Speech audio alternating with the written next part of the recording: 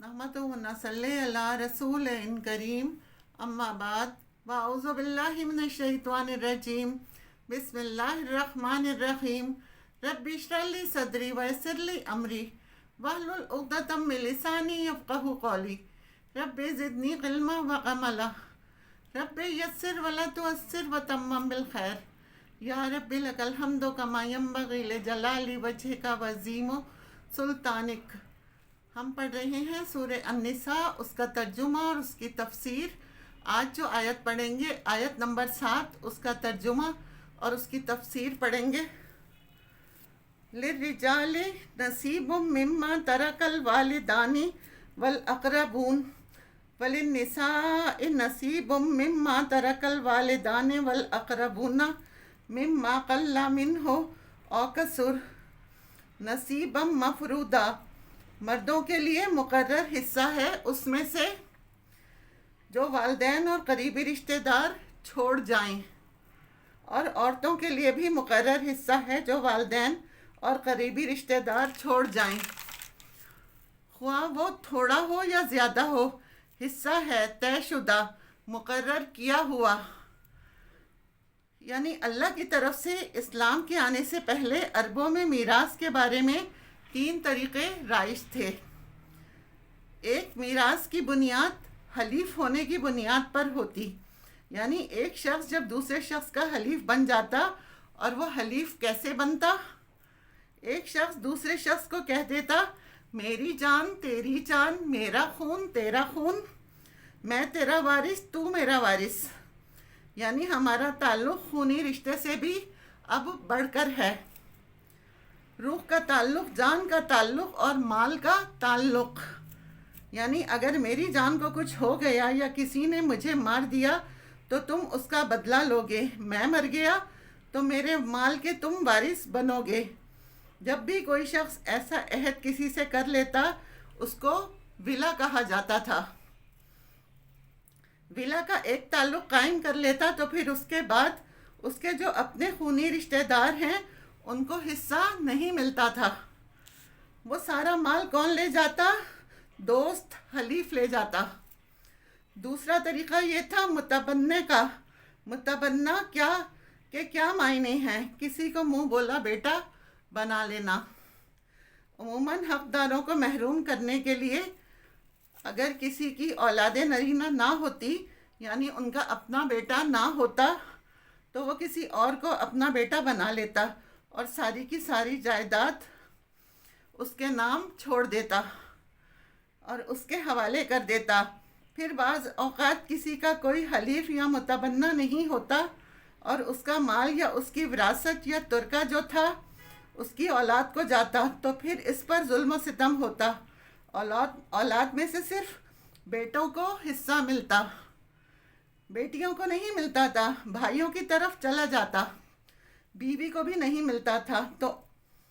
तो औरत हक़ विरासत से जब महरूम थी, उनकी लॉजिक क्या थी इसमें कि विरासत सिर्फ उसके लिए है जो नेज़ा लेकर लड़ सके, घोड़े पर सवार होकर दुश्मनों का मुकाबला कर सके और माली गनीमत इकट्ठा कर सके।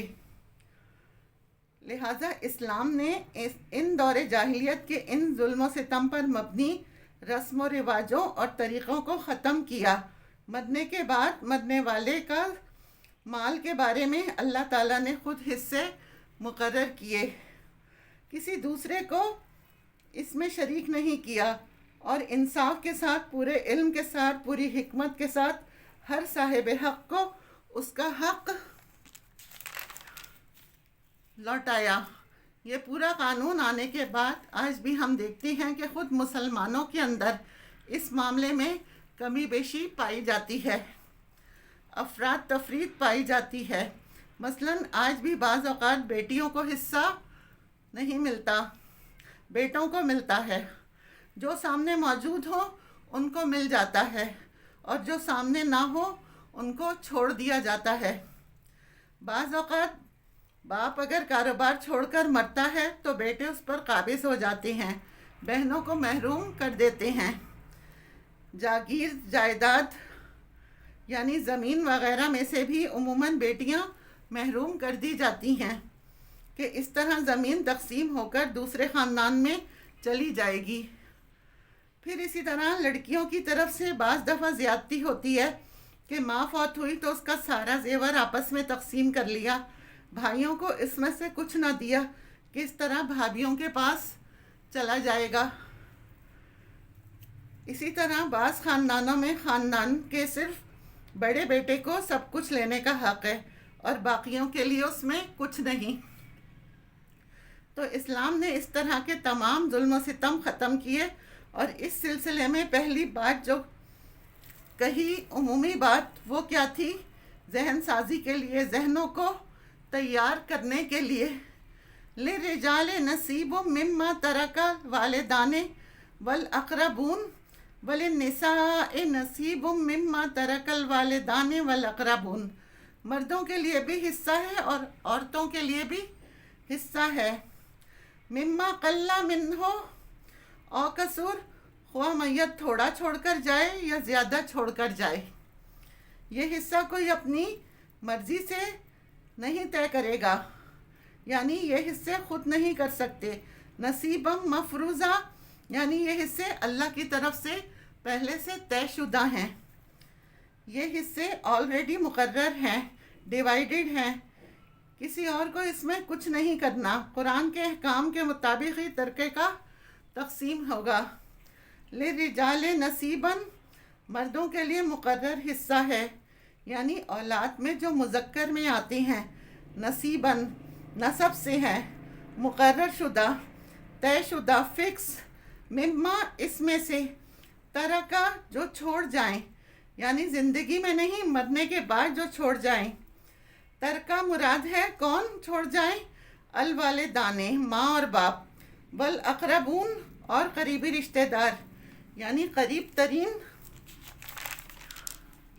جو رشتہ دار ہیں، یہاں پر رشتہ داری قریب ترین شرط کے ساتھ ہے، یعنی خون کے رشتے، منہ بولا بیٹا یا بیٹی وراثت میں حقدار نہیں ہیں۔ وَلِلنِّسَاءِ نَصِیبٌ مما ترک الوالدان والاقربون، عورتوں کے لیے بھی تاکیدی طور پر وہی بات کی گئی جو مردوں کے لیے کی گئی، یعنی اصولی طور پر دونوں حصے دار ہیں۔ مما قل منہ اور کفر، خواہ وہ تھوڑا ہو یا زیادہ ہو، نصیبا مفروضہ حصہ ہے فرض کیا ہوا، یعنی طے شدہ، مقرر ہے۔ اور کس طرح کا حصہ ہے؟ مرنے والا جب مر جاتا ہے تو آٹومیٹکلی جو وراثت ہے وہ مالک بن چکا ہے، وہ چیز اس کو دی جائے یا نہ دی جائے، وہ خود بخود مالک ہو گیا۔ اب جب وارثوں کی ملکیت ہو گئی تو اسے کہا گیا نصیبم مفروضہ، اس میں وارث کی مرضی نہیں ہے، یہ خود بخود ٹرانسفر ہو چکی ہے۔ قانونی حق کے طور پر یہ الگ بات ہے، پھر اس کے ٹکڑے ہوں وہ ایک الگ تقسیم ہے، یعنی اب اس کے مالک دوسرے ہیں۔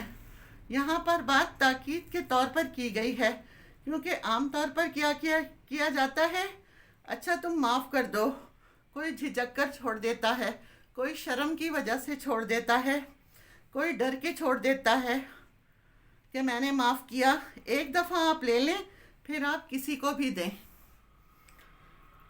چاہے بیچ دیں، چاہے صدقہ کر دیں، چاہے کسی دوسرے بہن بھائی کو لوٹا دیں، کچھ بھی کریں، لیکن جب اللہ نے آپ کو مالک بنا دیا تو پھر آپ مالک ہیں، اب آپ کی مرضی کے بغیر کچھ بھی نہیں کیا جا سکتا۔